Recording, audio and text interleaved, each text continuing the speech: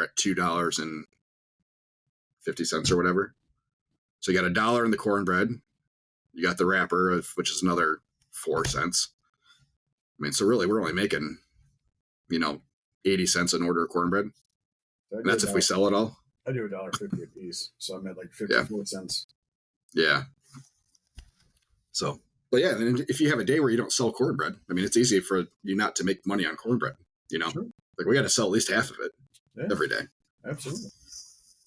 And with a frozen product like that, with a frozen product that you're reheating, like I don't feel comfortable holding it. Like we toss whatever we don't use for that day. Oh. So. Are you keeping track of waste? No, not as good as I should be. So.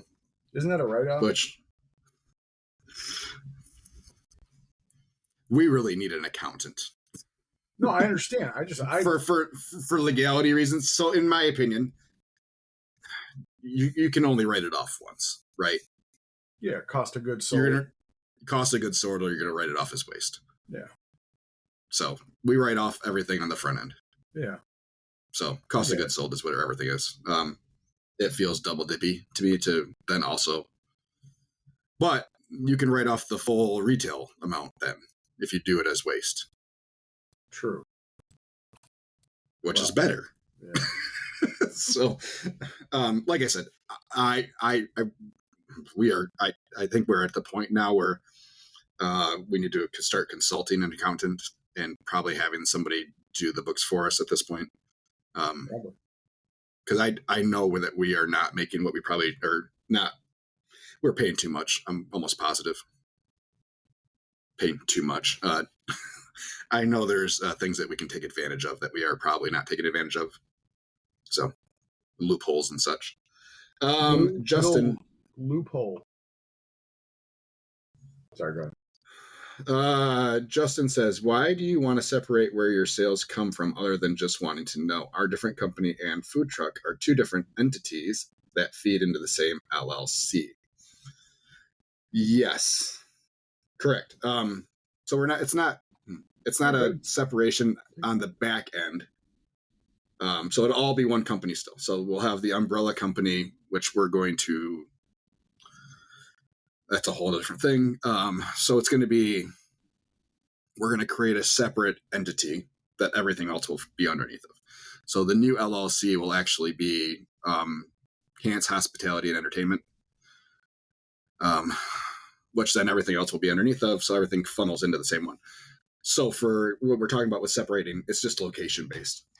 So we'll have, in Square, so we'll have Sweet Rex Smoking Butts Mobile for the food truck as a location, Sweet Rex Smoking Butts Granville as a location, and then Sweet Rex Smoking Butts Catering as a separate location.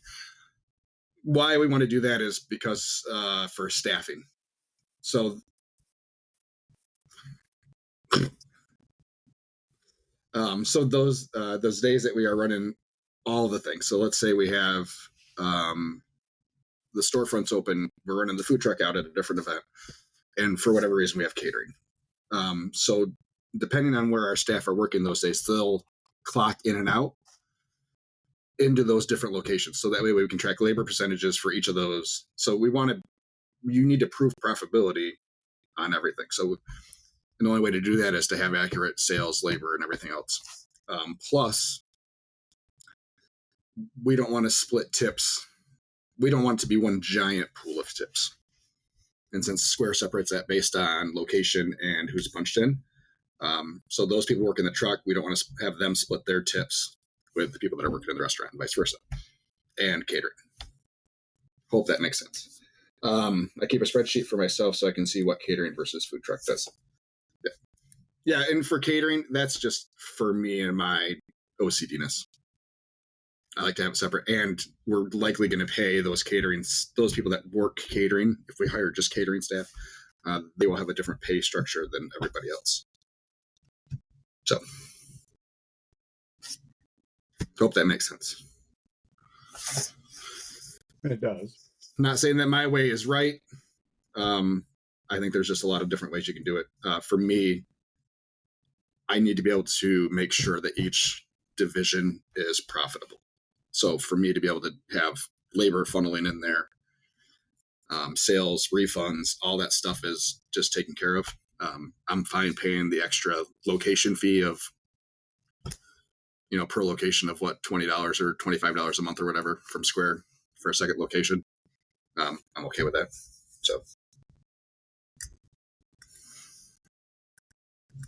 Yeah, I mean, they have with that separation. I've got 3 locations set up: shop, trailer, catering.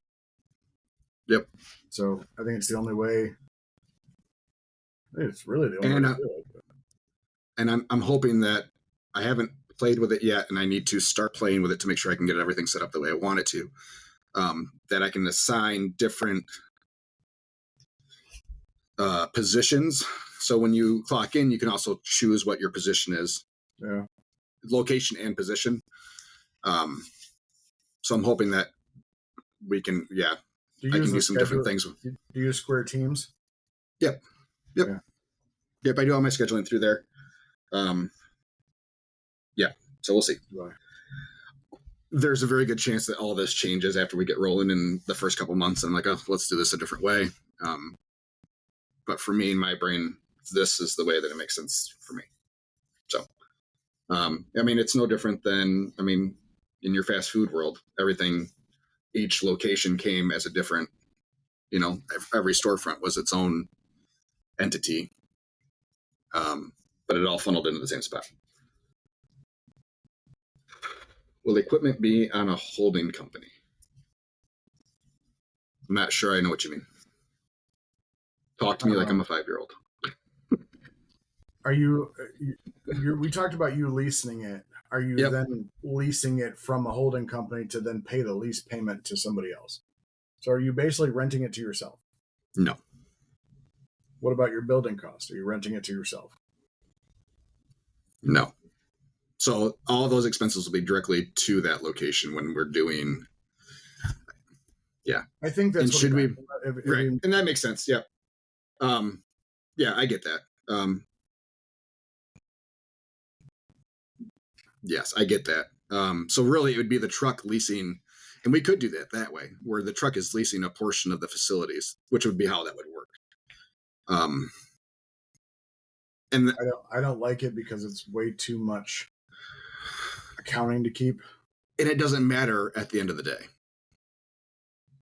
Other than you're making sure that you're profitable, blah, blah, blah, blah, blah. You're just moving money around. And separate liability, he says. So, I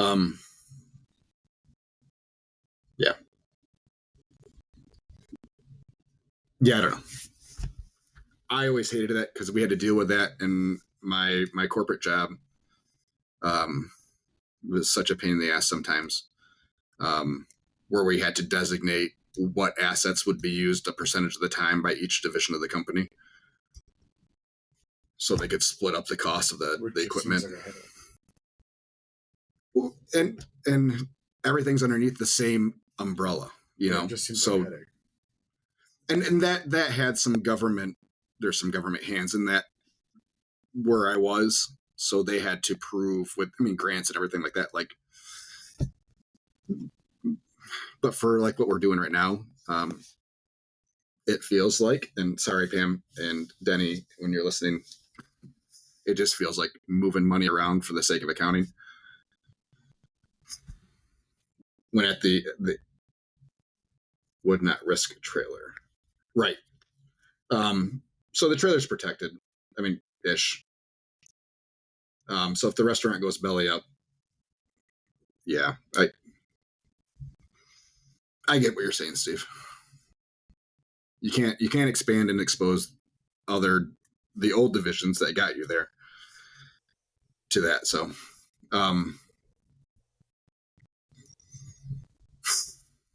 I think that we've protected everything the best we can. My first thought was to protect personal assets, to make sure that we're good there. So, and I think we've done a pretty good job with that. But yeah, if S really hits the fan, it's a fire sale to get everything paid off, and I figure out what I'm going to do in the next chapter of my life. But it's not going to come to that. So, yeah. No. It will absolutely not. I have been banished from my restaurant for the week. So that's good. Says who? I am not allowed to walk in there, says my general contractor. As they go through the grinding process, they were there all weekend long. Well, that grinder is $5,000 a week on the rental. So they are making sure they are not going over a week's worth of use. And then the diamond pads on that are $250 a piece, which they had boxes of them. This is why this is costing $11,000. But looks like the grinding is. You get credit if he doesn't. You get credit if he doesn't use them all. I'm gonna say probably absolutely. But let's see here. He posted some pictures. Let me get through there. Let me share a screen here. Window. Share. So there's what it looked like. That's kind of them this weekend, that same space. You can still see all that adhesive from the old tiles that were there. That was the first stage of getting the grinding done. But that's pretty much what we're down to. That's the end of phase one. Clean that wall up yet, yeah. This one over here, yeah. Yeah. Well, actually, that's a different wall. So that was where all the dish sinks were. But they're getting all the flooring done before they start drywall work, which we're hoping is next week. And then that's what the finished product will more or less look like. So they have one little spot done there. So you'll still see all the imperfections in lines in the concrete. But it'll be a deep seal, so it'll seal further than throwing down the speckles. No, that's in the concrete.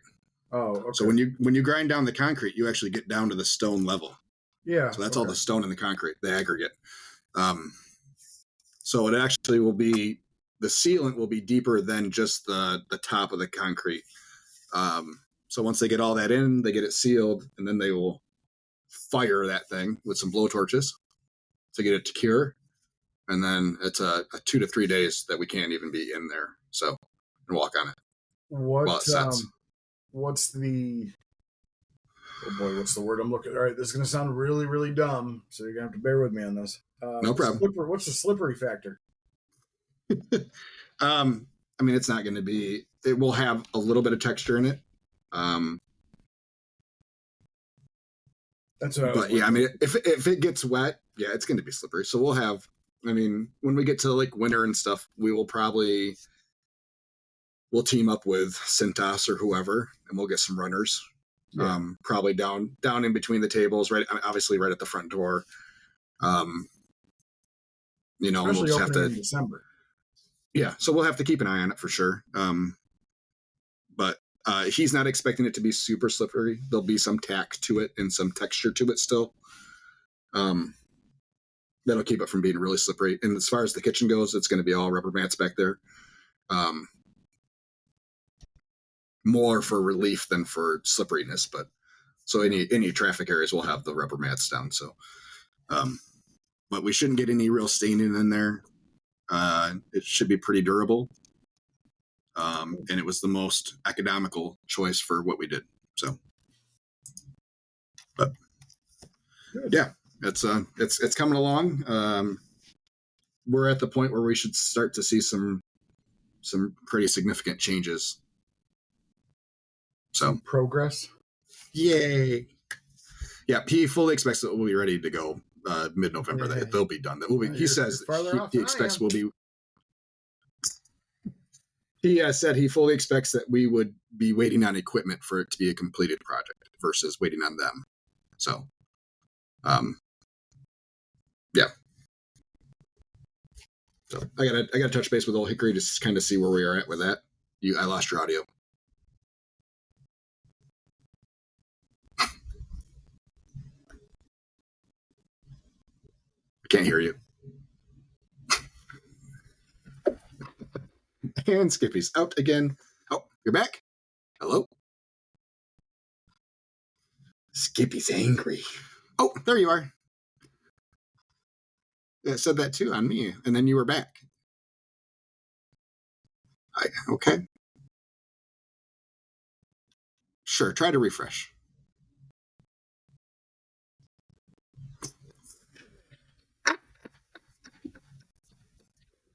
We're going to start a GoFundMe for a new computer for Skippy. Anyway, so yeah, I got to reach out to Old Hickory to see kind of where we're in line so I can kind of start planning on that pickup of the smoker. Hoping that the walk-in has been ordered. I got to touch base with my general contractor because he's ordering all the equipment for us. Because we had a 4 to 6 week lead time on that and the smoker. So ideally, those are going to be ordered now to make sure that we have them in time. So let's see if we can get Skippy back here. You're back. Yay. Hi. Excellent.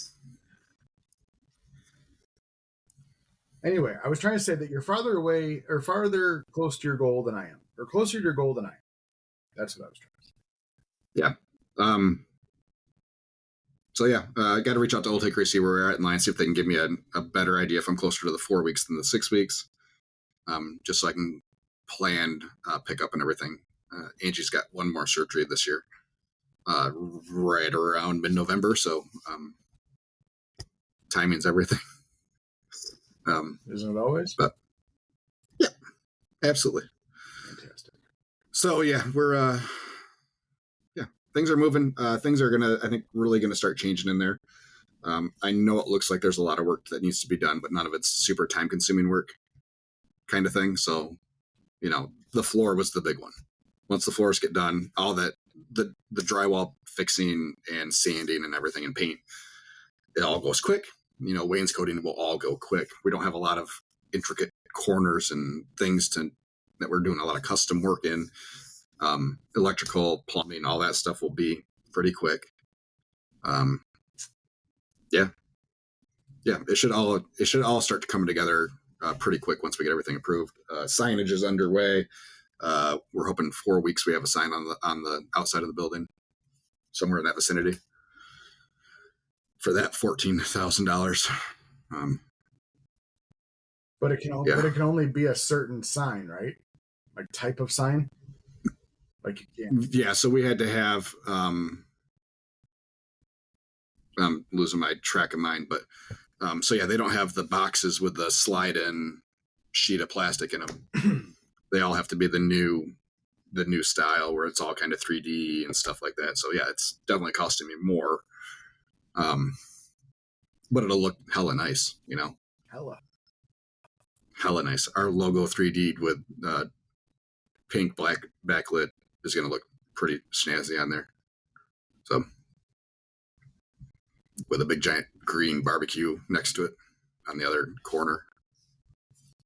I didn't really think about that. That might be something good to think about backlit.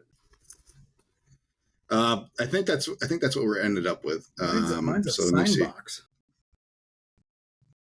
Yeah, so you just have a sheet of plastic that you're sliding into it, essentially. Yeah. Interchangeable sign. The sign box stays, but you could slide in and out the business. Well, let me see if I can find.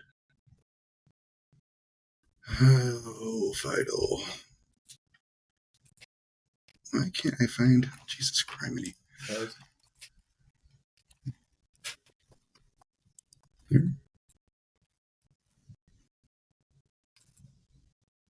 Oh, that's not there. Okay. We'll spend on Facebook. Oh, Rick. In case you wanted to know, there's an Old Hickory SSJ in Cassopolis. Awesome.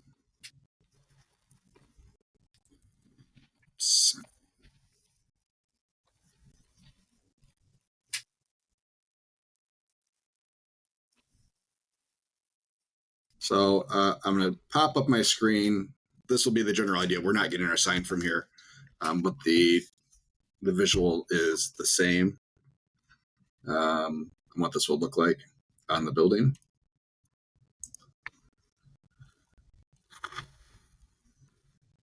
So this is pretty much what it'll look like at night here. So, yeah. Yeah, and I'm looking forward to it. You have a lighter colored background. Building, yep. Yeah. Yep, so it should pop pretty nice. And then, so we have a angled wall. It's a strip club. Whatever gets people in the door. That's true. Okay. So we have an angled wall. So that'll be on one section, and on the other section, it'll be 4 foot tall green, our trailer green letters BBQ. Yeah, good. So,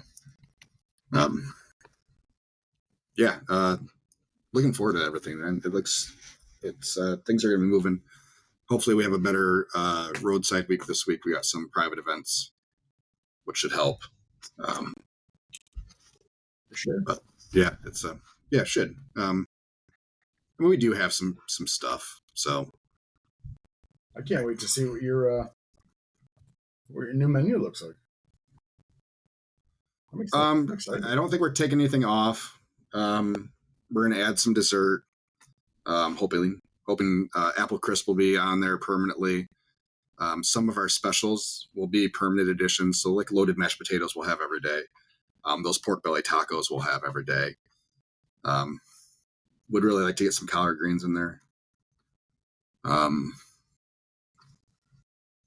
We'll add some sandwiches. I'm playing around with corned beef,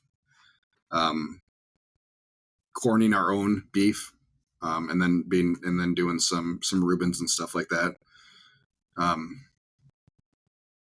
Or some stuff that we hope to add to the menu that is a regular kind of addition. So we had a lot of people asking about our paninis and soups and stuff, and if we would be doing those again. So yeah, we'll have some. I'm not sure about soup. But yeah, you kind of got burned on soup, didn't you? We broke even, or we made a little bit of money that winter. But I mean, I was still working 40, 45 hours a week to make $200. Yeah, that's not so it just wasn't worth it. And with the weather and the cold and everything. So it wasn't that we got burned on soup. With our steam table that we had, because we're keeping everything in steam table still with the soup container inserts and everything, we had a hard time maintaining temperatures properly. So we broke a lot of soup. Like our cheddar broccoli kept breaking. So we just turned to water. It's crazy when it gets like, especially those creamy soups, when they get hot, they just turn to water. Yeah, they don't come back. No, they do not come back. They never come back. So, yeah, I mean, you get proper soup warmers and stuff like that, then yeah, we could probably do some soup or, rotate a soup. I don't think we'd be making soup. Brisket chili could be definitely a thing through the winter. But yeah. Hey, are we still thinking 10 o'clock that we're going to try doing this 10 o'clock thing, or are we going to go to 10:30? I mean, I got shopping and 2 big caterings tomorrow, so you tell me. 10 it is then.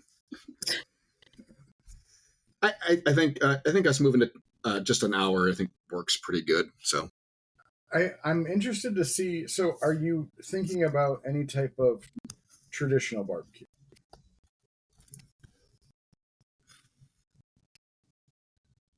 You're meaning plates and platters and things. Correct. Yeah. Sure. Why not?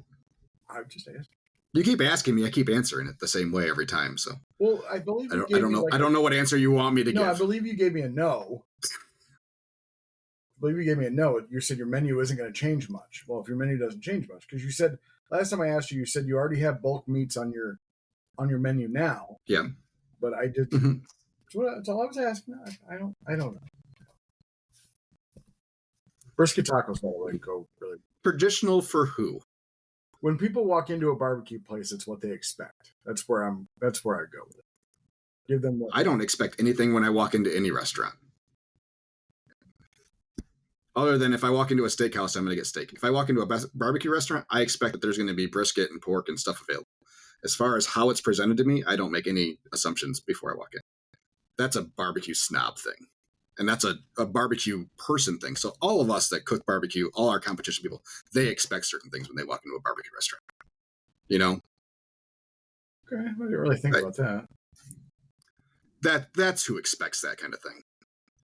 Joe Schmo is going to walk in and like, I can't get a 3-meat 2-side platter. I'm out of here. These people don't know what they're doing. I don't know. I'm going to go down to. So I look at, the reason I ask is I look at what's being ordered. So I guess if I took that off, if I didn't have it, right, my sales would be nowhere near, like they wouldn't get something different. You don't know that. If you never had it on there, you don't know that. You offer it. You know, that's like me and mac and cheese. Oh, if I took mac and cheese off right now, yeah, I'd probably lose a lot of sales. But if I had never offered that loaded mac and cheese to start. Yeah. Yeah, we got a guy here who just does cheese and potatoes. He doesn't do mac and cheese. Yeah. So, but you know what I'm saying? Like, you have it on there, so people order it.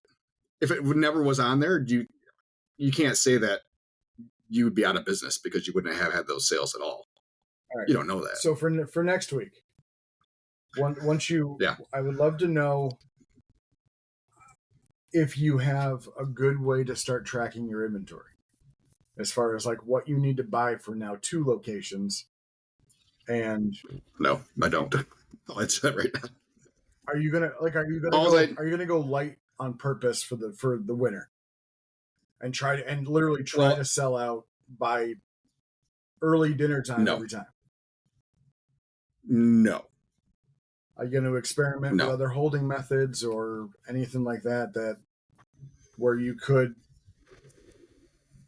I don't know, utilize something later if for some reason it didn't sell? I mean, I think what we're doing right now with the truck is with us waiting to pull all our butts. We don't pull all the butts first thing in the morning.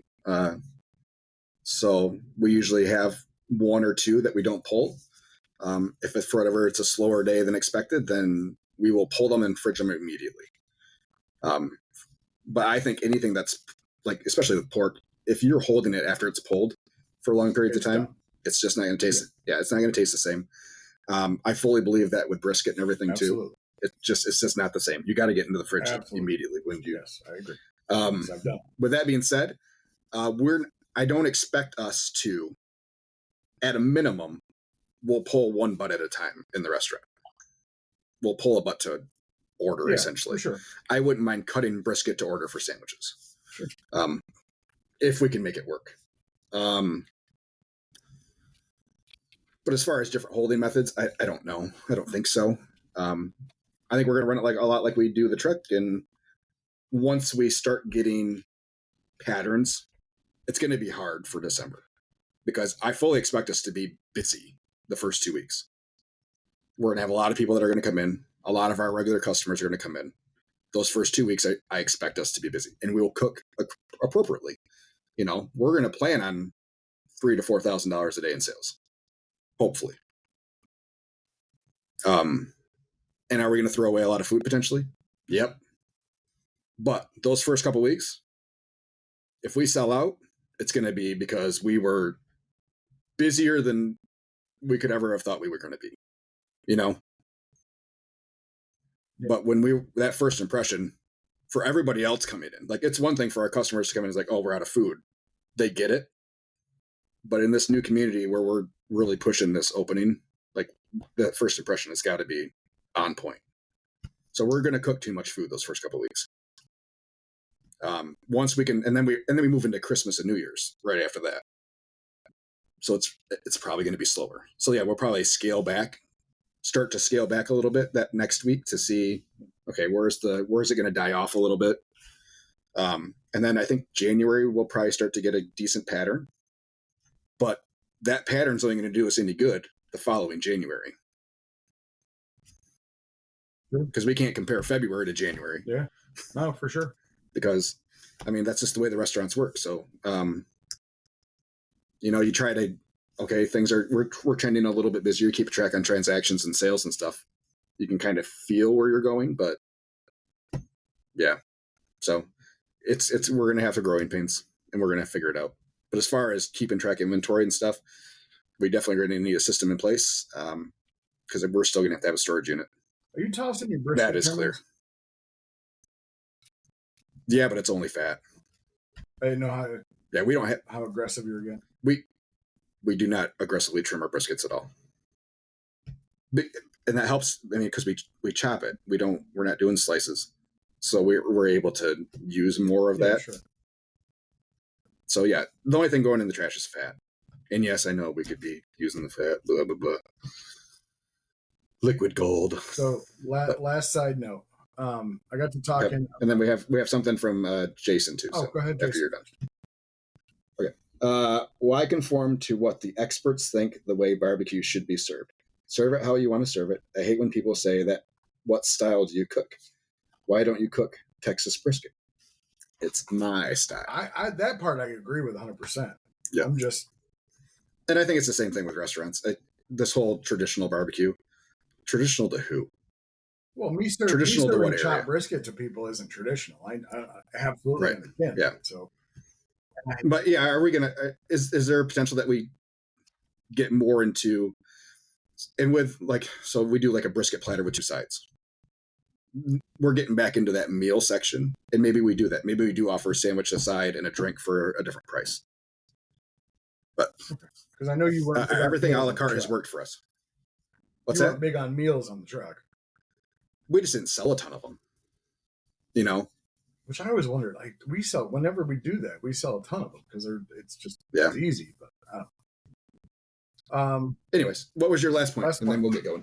You see, I now see billboards from fast food companies that were saying we're frying our fries in beef tallow, right? Mm-hmm. You realize that a lot of times that's the only thing a vegetarian can get is fries. And now they can't get fries because you're frying them in beef tallow. Now, granted, is a vegetarian going to Steak and Shake to get fries? Maybe. I don't know. But Steak and Shake, I think, is the only big one that's doing it right now. Supposedly, McDonald's did it first way back in the day. Originally. And changed it. They originally did beef tallow. They were also ordering, they used to have cellars in every McDonald's too for potatoes. That's what the basements in McDonald's were for. Way back. Yep. Which the fries were better back then. But I was saying that food trucks that are doing it now are now going to alienate. Don't come to my truck looking for vegetarian and vegan options. I get it. It's more of a tongue-in-cheek thing. Like I know. Because we have a vegan truck that used to sell fries. And they were hand-cut fries, and they were really, really good. They weren't in beef tallow, but it's like they took the fries off, and it's like sales kind of went. They're like, well, we didn't want to know. We want to be known by the fries we sell. I said, but your fries are really, really good. So it's like I'll be known by whatever anybody wants to buy. If anybody wants to buy cans of Coke, and I'm the only one that sells Coke, I'll be your Coke dealer. So. I have no problem everybody wanting to come to us for mac and cheese. Yeah. Doesn't bother me one bit. Cool. Whatever. But yeah, I don't know.